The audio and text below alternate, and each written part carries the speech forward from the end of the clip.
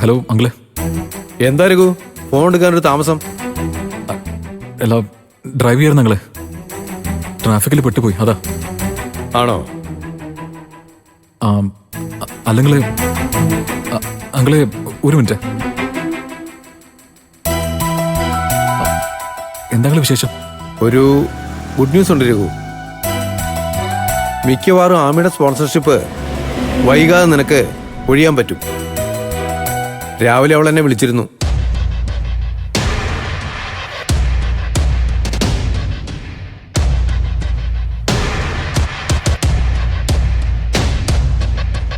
എടാ, മിയമോളെ ഫിസിയോതെറാപ്പിക്ക് കൊണ്ടുപോകുന്ന ആ സ്ഥാപനത്തിൻ്റെ ഒരു പാർട്ണർ നമ്മുടെ ആദ്യയുടെ ഫ്രണ്ടാ. ഏതോ ഒരു ബെഞ്ചമിൻ. അയാൾ വർക്ക് ചെയ്യുന്നത് ദുബായിലാണ്. കക്ഷി ഇപ്പം നാട്ടിൽ വന്നപ്പോൾ തെറാപ്പി സെന്ററിൽ വെച്ച് ആമിയെ കണ്ടു. അവൾക്ക് അവനെ പരിചയമുണ്ട്. ബെഞ്ചമിൻ ആമിയുടെയും കുഞ്ഞിൻ്റെയും സ്പോൺസർഷിപ്പ് ഏറ്റെടുക്കാൻ തയ്യാറാ. ആ സ്ഥാപനത്തിൽ തന്നെ മോൾക്ക് ട്രീറ്റ്മെന്റും ആമിക്കൊരു ജോലിയും കൊടുക്കും. നമ്മൾ രക്ഷപ്പെട്ടു എന്ന് പറഞ്ഞാൽ മതി രഘു. നിനക്കെന്ത് തോന്നുന്നു?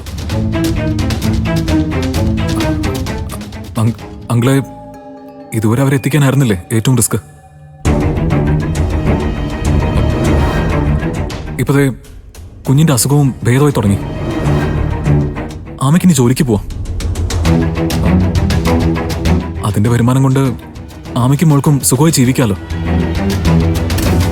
പിന്നെന്തിനാ അവർക്ക് പുതിയൊരു സ്പോൺസർ? ആമിക്കും മോക്കും താമസിക്കാനുള്ള സൗകര്യം ഏർപ്പാടൊക്കെ കൊടുക്കും രഘു. അപ്പൊ പിന്നെ അവളുടെയും കുഞ്ഞിന്റെയും കാര്യത്തിൽ നമുക്ക് പൂർണ്ണമായി ഒഴിയാലോ. എടാ, ആമിയുടെ സംസാരത്തിൽ നിന്ന് അവൾക്കും അതിനോട് താല്പര്യമുള്ളതായിട്ടാണ് എനിക്ക് തോന്നുന്നത്. ആമി സ്വന്തം ഇഷ്ടത്തിന് അങ്ങനെ ഒരു ഷെൽട്ടറിലേക്ക് മാറുന്നത് നമുക്കൊരു ആശ്വാസമല്ലടാ. പിന്നെ നമ്മളായിട്ട് കൈവിട്ടു കളഞ്ഞെന്നുള്ള കുറ്റബോധം നമുക്കുണ്ടാവുകയില്ല. അമ്പിളി ഇതറിയുമ്പോ ആശ്വാസമാവുകയും ചെയ്യും. എന്താ നിന്റെ അഭിപ്രായം?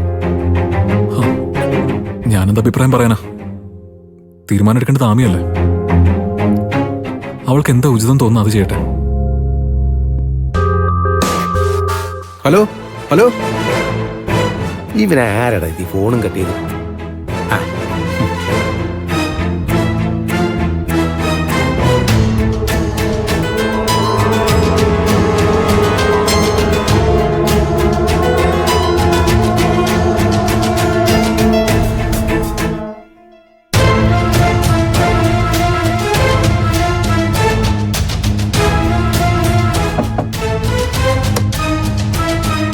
ആമി ഫിസിയോതെറാപ്പി നടന്നുകൊണ്ടിരിക്കുക.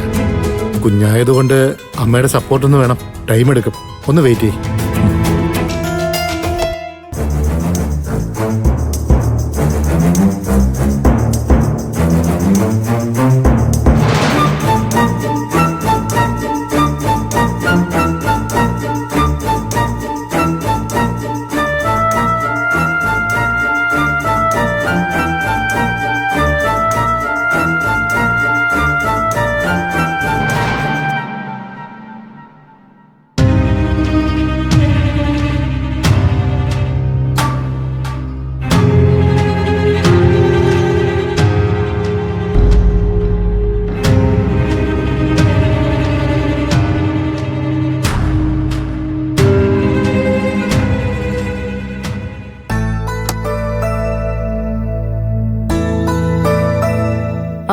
അമ്പിളി എന്തിയോ മോളെ? അടുക്കളയിൽ കാണും ബാനുമ്മ. ആ അമ്പിളി, മോളെ അമ്പിളി. അല്ല, നിങ്ങൾ ഇറങ്ങാണോ? എടി, നീ ഇന്ന് പോകുന്ന അച്ഛനോട് പറഞ്ഞായിരുന്നോ? ഞാനിപ്പോ അച്ഛനെ വിളിച്ചിട്ടുണ്ടായിരുന്നു. പോകുന്ന കാര്യം പറഞ്ഞപ്പോ സമ്മതിച്ചു. അച്ഛൻ വരാൻ സമയമെടുക്കും. ഇനി എപ്പോഴാ ഭാനുമ്മ ഇവിടേക്ക് വരുന്നേ? എപ്പോ വേണേലും വരാലോ മോളെ. മോന്റെ നൂലുകെട്ടൊക്കെ വരികയല്ലേ. വേറെ ബുദ്ധിമുട്ടൊന്നും ഉണ്ടായില്ലെങ്കിൽ ഭാനുമ്മ എന്തായാലും വരും. വേറെ ഒരു ബുദ്ധിമുട്ടും ഭാനുമ്മയ്ക്ക് ഉണ്ടാവില്ല. ദേ, ഇങ്ങ് വന്നേക്കണം.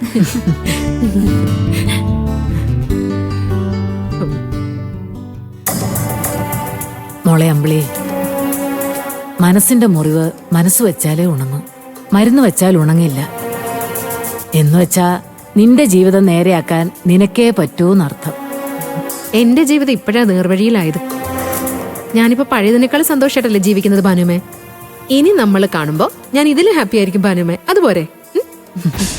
നീ ഇങ്ങനെ ചോദിച്ചാ ഞാൻ എന്തു പറയാനാ? ആ രഘുവേട്ടൻ ഇനി ഞങ്ങളുടെ ഒപ്പം താമസിക്കാൻ പോകുന്ന. ഇന്ന് രാവിലെ വിളിച്ചിരുന്നു, എപ്പോഴാ വരുന്നേന്ന് ചോദിച്ചു. ഞാനും ഭാനുവമ്മയും ഇന്ന്